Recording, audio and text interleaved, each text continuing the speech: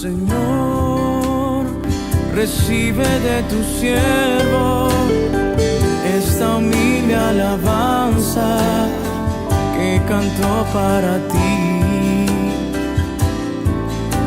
Jesús, sé mi luz y mi guía, y sé el aire que respiro.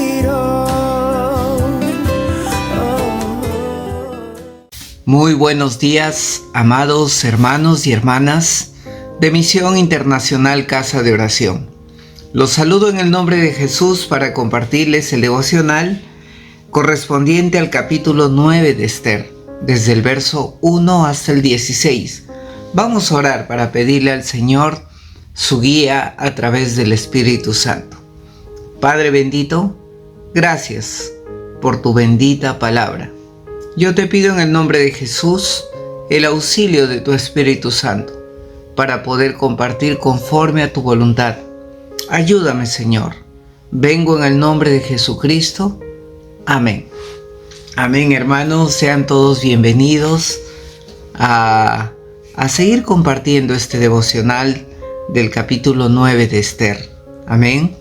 Y este capítulo es muy importante porque nos habla acerca de la victoria del pueblo de Dios. Amén. Ante un peligro inminente, ante un ataque directo de un enemigo del pueblo de Dios, que era Amán. Como ustedes saben, por capítulos anteriores, Amán había convencido al rey de que haga un edicto, le ponga su sello, y este edicto tenía por objetivo exterminar al pueblo de Dios. Amén. Entonces vamos a leer el verso 1 que dice: en el mes 12º, que es el mes de Adar, a los 13 días del mismo mes, cuando debía de ser ejecutado el mandamiento del rey y su decreto, el mismo día en que los enemigos de los judíos esperaban enseñorearse de ellos, sucedió lo contrario, porque los judíos se enseñorearon de los que le aborrecían. Amén. Como les comenté, Amán convenció al rey el día 13 del mes primero para que haga un edicto que diga que el mes 12º, el mismo día 13, se ataque y se extermine a los judíos. Amén. Pero por la misericordia de Dios, por medio de varones, de mujeres fieles, ¿qué pasó? Ese edicto no fue anulado porque no podía anularse, pero se dio otro edicto en el mes tercero. Y este edicto, ¿qué permitía? Que el pueblo judío se defienda. Amados hermanos, si nosotros leemos a través de toda la palabra de Dios, vemos que hay un patrón que se repite, y es la salvación y la preservación del pueblo de Dios. Lo vimos también cuando Dios permitió que José fuera a Egipto en circunstancias difíciles, pero luego fue un instrumento de Dios para salvar a su pueblo. Amén. Aquí también en el libro de Esther que vemos que Dios utilizó a su sierva Esther y a su siervo Mardoqueo, ¿para qué? Para preservar a su pueblo. Amén. Y en este caso vemos un peligro inminente en el pueblo de Dios.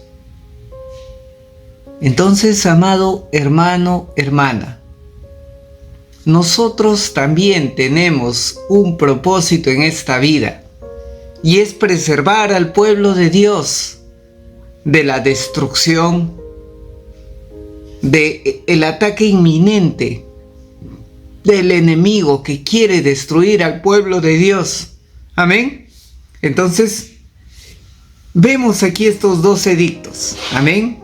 El verso 2 dice: y los judíos se reunieron en sus ciudades, en todas las provincias del rey Asuero, para descargar su mano sobre los que habían procurado su mal, sin que nadie les opusiera resistencia, porque el temor de ellos se había apoderado de todos los pueblos. Amén. Entonces, ¿qué pasa aquí? Vemos que había este decreto, este edicto para destruir a los judíos. ¿Pero qué hicieron los judíos? Se reunieron en sus ciudades. ¿Con qué objetivo se reunieron? Con el objetivo de defenderse contra los agresores. Amén. Entonces, ellos actuaron en legítima defensa. Pero hay una particularidad que yo noto acá, ¿no? Que se reunieron para defenderse. Miren esta palabra. ¿Saben qué, amados hermanos? Los judíos pudieron luchar cada uno por su cuenta, cada uno defendiendo a su familia, cada uno separado del otro. Pero ¿qué hicieron ellos?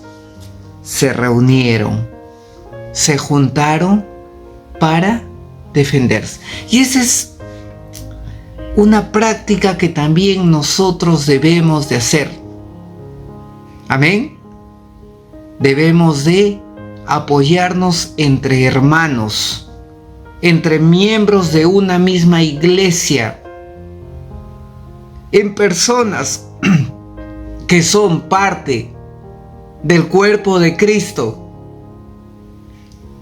para defendernos del ataque de los enemigos, para defendernos de los dardos del maligno, para orar los unos por los otros, para levantar al caído, para dar palabras de ánimo, para exhortar, para librar al hermano de una muerte segura.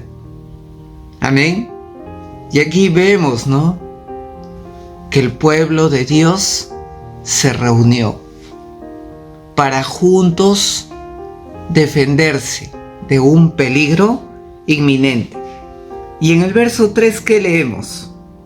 Y todos los príncipes de las provincias, los sátrapas, los capitanes y los oficiales del rey apoyaban a los judíos porque temían a Mardoqueo, ya que Mardoqueo era grande en la casa del rey y su fama se había extendido por todas las provincias. Así, día a día se engrandecía Mardoqueo. ¿Qué pasaba? Que todos los príncipes, todos los funcionarios de aquellas regiones, ¿en favor de quién se pusieron? Se pusieron en favor del pueblo de Dios. Amén. Amados hermanos, a eso yo le llamo favor de Dios. La gracia de Dios, que nos permite que nosotros podamos obtener gracia delante de otras personas. Lo hizo Dios con Nehemías, lo hizo Dios con José y lo hizo Dios con cada siervo, a quien es parte de su pueblo, a quien lo protege. Amén. Entonces, amados hermanos, hay un verso que yo siempre lo he tomado, ¿no? 1 Corintios 8:3. El que ama a Dios es conocido por Él. El que ama a Dios, ¿qué? Tiene una vara, ¿no? Tiene un conocido. ¿Y a quién? ¿Quién es nuestro conocido? el que nos abre cualquier puerta. Es el Rey de Reyes, el creador del universo. Amén. Y si Dios lo permite, Dios nos va a dar gracia. Pero nuevamente volvamos al propósito. El propósito era preservar al pueblo de Dios. Entonces, si nosotros estamos pidiendo, Dios mío, dame gracia, pero estamos fuera del propósito de Dios, entonces lo estamos pidiendo mal. Jesús decía, ¿no? Hasta ahora nada me han pedido, porque lo que me piden lo piden mal. Lo piden para sus propios placeres, para sus propios deleites. Amado hermano, busca primero el reino de Dios y su justicia, y lo demás viene por añadidura. Busca primero cumplir el propósito de Dios en tu vida. ¿Cuál es el propósito de Dios? El cual quiere que todos sean salvos y procedan al arrepentimiento. Dios quiere salvar a su pueblo. Dios quiere que ninguno perezca. Dios quiere que todos procedan al arrepentimiento. Y si nosotros estamos en ese plan, queremos cumplir la voluntad de Dios, entonces Dios va a derramar su gracia sobre nosotros, su favor especial. Dios va a abrir toda puerta para que se cumpla su propósito. Amén. Entonces, Dios había favorecido, había honrado a Mardoqueo, aquel que no se inclinó ante hombres y solo se inclinaba ante Dios, aquel que fue fiel en lo poco y luego Dios lo puso sobre mucho, aquel a quien Dios honró a su debido tiempo. Amén. Entonces, amados hermanos, seguimos leyendo la palabra.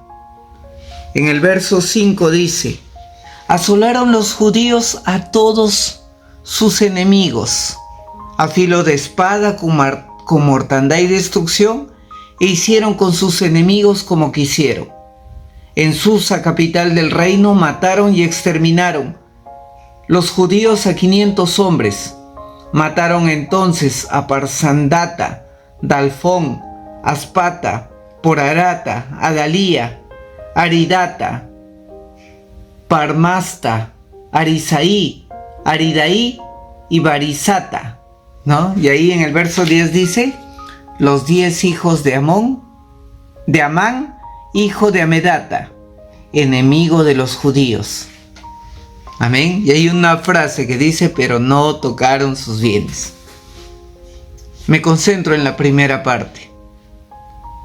Aquel que se levanta contra un hijo de Dios, contra el pueblo de Dios, no solamente trae maldición para su vida, trae maldición para su descendencia, para su familia, para sus hijos. Así que hay que tener mucho cuidado en levantarse contra un hijo de Dios. Y por otra parte, como hijos de Dios, hay que tener la esperanza en la bondad, en la justicia de Dios, en que Él nos protege, en que Él cuida a su rebaño, en que Él tiene especial cuidado por su pueblo. Amén. Y ahí nosotros vemos, ¿no?, que Dios ejecutó sentencia contra Amán y contra sus hijos. Y vemos un verso que dice: pero no tocaron sus bienes. Este verso se repite 3 veces en este capítulo. Amén. ¿Por qué dice que no tocaron sus bienes? Amén. Porque la razón por la cual pelearon los judíos no era para obtener bienes materiales. no era para apoderarse de los despojos, no era para enriquecerse. El objetivo por el cual estaban peleando los judíos, ¿por qué era? Era en legítima defensa para salvaguardar su vida. Amén. Amados hermanos, ¿cuál es el propósito que tenemos nosotros en esta vida? ¿Buscar el reino de Dios y su justicia? ¿O buscar las añadiduras? ¿Buscar primeramente el aspecto espiritual? ¿O enfocarnos en la parte material y olvidarnos de las cosas espirituales? Amados hermanos, concentrémonos y no perdamos el foco de servir a Dios, de buscar de que este reino se extienda, de que este reino sea preservado, a pesar de todas las dificultades que se nos presentan día a día, a pesar de todas las circunstancias que nos toca pasar.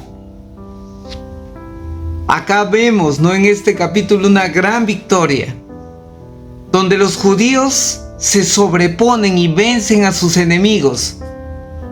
Pero también vemos que esto fue el resultado de un proceso largo de oración, de ayuno, de súplica al Señor, de muchas veces angustia.